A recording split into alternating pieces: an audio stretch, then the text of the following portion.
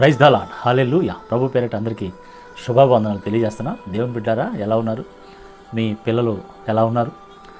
పిల్లలు ప్రభు యొక్క శిక్షలో, ప్రభు యొక్క బోధలో పెంచుతున్నారా? పిల్లలతో కొంత సమయమైనా గడపగలుగుతున్నారా? పిల్లలు తల్లిదండ్రుల ప్రేమ కోసం ఎతుకుతారు. కాబట్టి వారు మన ప్రేమ నుంచి దాటిపోకుండా, మన ప్రేమ కొరతలో వాళ్ళు బాధ వేదన అనుభవించకుండా వారి కోసం కొంత సమయాన్ని మనం కేటాయించి వారితో సమయాన్ని స్పెండ్ చేసేటట్లు, కలిసి వారితో ఉండేటట్లుగా చూసుకోవాలి.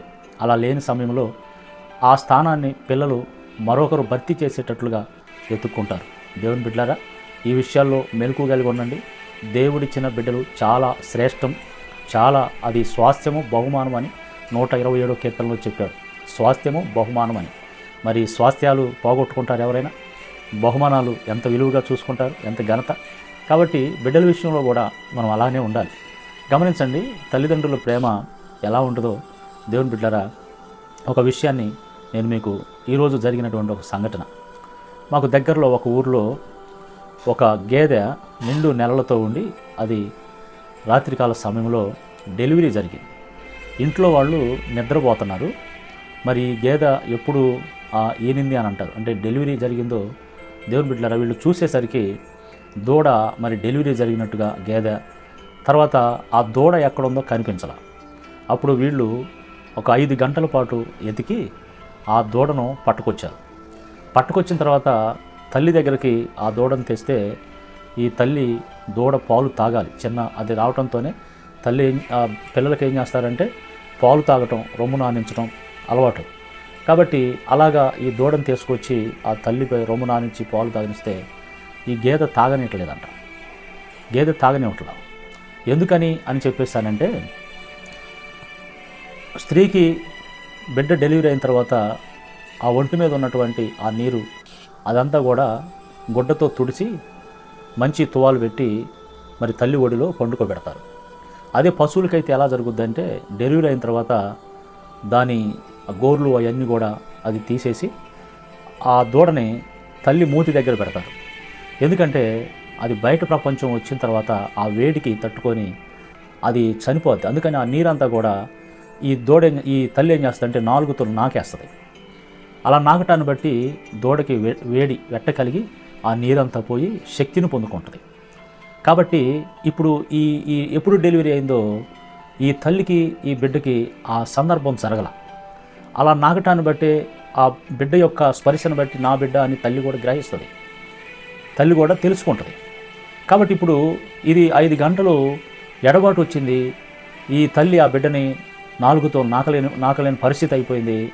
5 గంటల తర్వాత తీసుకొచ్చి దూడ దగ్గర తల్లి దగ్గర పెడతంటే ఈ తల్లి పాలు తాగనిట్లేదంట.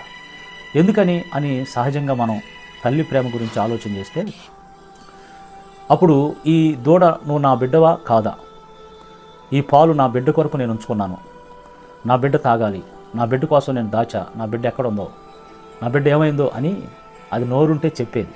అది పశువు కదా, నోరు లేదు కదా. ఎందుకు తాగనేట్లేదు నువ్వు అంటే అప్పుడు ఈ పశువు ఈ మాట చెప్పుద్ది. ఎందుకంటే మనుషులం అయితే అదే కదా అనేది.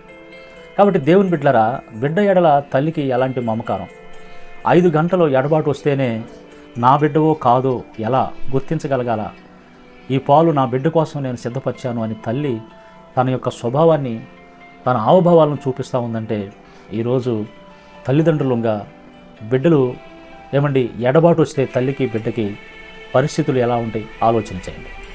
దేవుని బిడ్డలారా, అందుకనే ఉద్యోగాలు బిజీలో, తర్వాత పనులు బిజీలో, బిజినెస్ బిజీలో బిడ్డలను మర్చిపోగాకండి. తల్లిదండ్రులకి బిడ్డకి ఎడబాటు రాకూడదు. వాళ్ళు కలిసి ఉండాలి.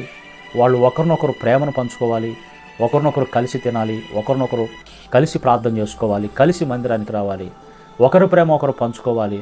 ఏమండి, ఇలా జరిగినప్పుడే తల్లి తండ్రి ప్రేమ, బిడ్డలు ప్రేమ, ఆప్యాయత, అనురాగాలు ఇవన్నీ కూడా మనం చూడగలుగుతాం. ఈ రోజుల్లో పరిస్థితులు ఎలా ఉన్నాయంటే, దేవుని బిడ్డలారా, కొంతమంది స్త్రీలు పిల్లలకి పాలు ఇవ్వట్లా, కొంతమంది పిల్లలకి పాలు ఇవ్వట్లా, కొంతమంది పిల్లల్ని దగ్గరుండి చూసుకోవాల్సింది వీళ్ళేమో ఆఫీస్కి వెళ్తున్నారు, వాళ్ళకు పని మనుషులను పెడుతున్నారు. ఇక ఇలాంటప్పుడు తల్లి ప్రేమ బిడ్డకి తెలుసుద్దా? లేదు బిడ్డ ప్రేమ తల్లికి తెలుసుద్దా? ఏమండి, శాలరీయే ముఖ్యమని, ఉద్యోగమే ముఖ్యమని, పనే ముఖ్యమని ఇలాగున బిడ్డలకి దూరం అయిపోతున్నారు. తల్లిదండ్రుల ప్రేమ లేకుండా పోతూ ఉంది. ఈరోజు సమాజం ఎంత భయంకరమైన పరిస్థితిలో ఉందో ఆలోచించండి. ఒక సందర్భాన్ని చెప్తాను. ఇద్దరు తండ్రులంట పార్కుల గురించి మాట్లాడుకుంటున్నారు. పార్కులో కూర్చొని మాట్లాడుకుంటున్నారు ఇద్దరు తండ్రులు. ఏంటంటే వీళ్ళిద్దరూ వారి పిల్లలు ఎదురుగా ఆడుకుంటున్నారంట.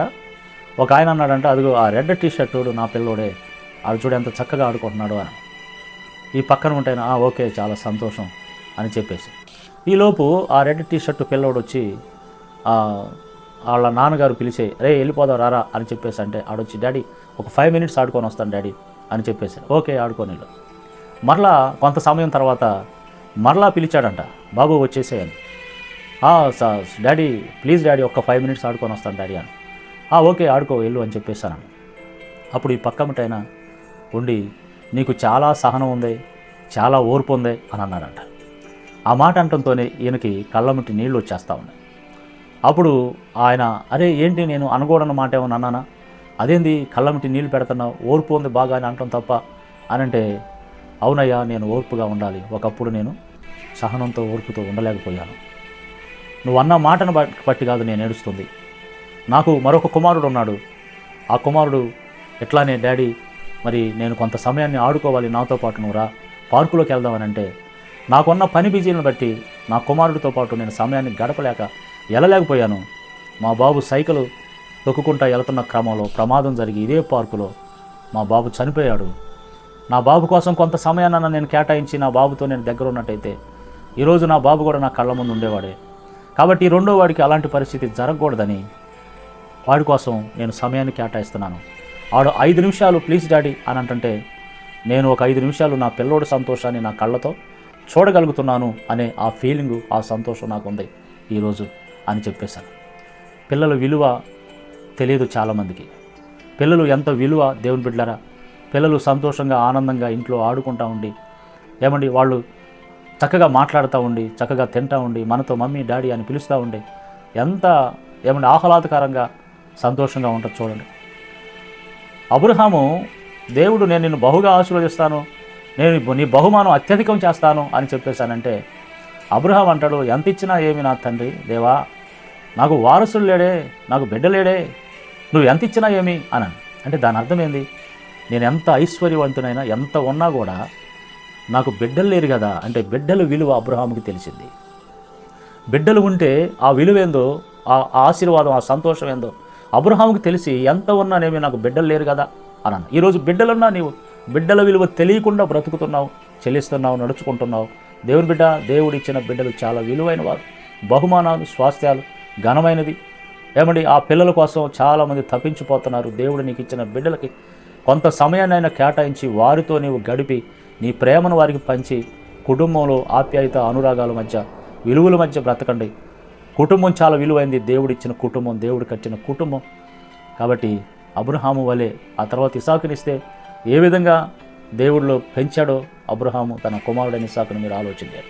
ప్రభు స్తోత్రాలు. ఆ విధమైన ప్రేమ అనురాగాలతో దేవుని ఆత్మీయ వాక్యం మీ హృదయాలు కొమ్మరింపబడి కుటుంబాలు బిడ్డలతో సంతోషించుదుగాక. ఆమెన్. ప్రభువా నీకు వందనాలు, కృపను బట్టి స్తోత్ర.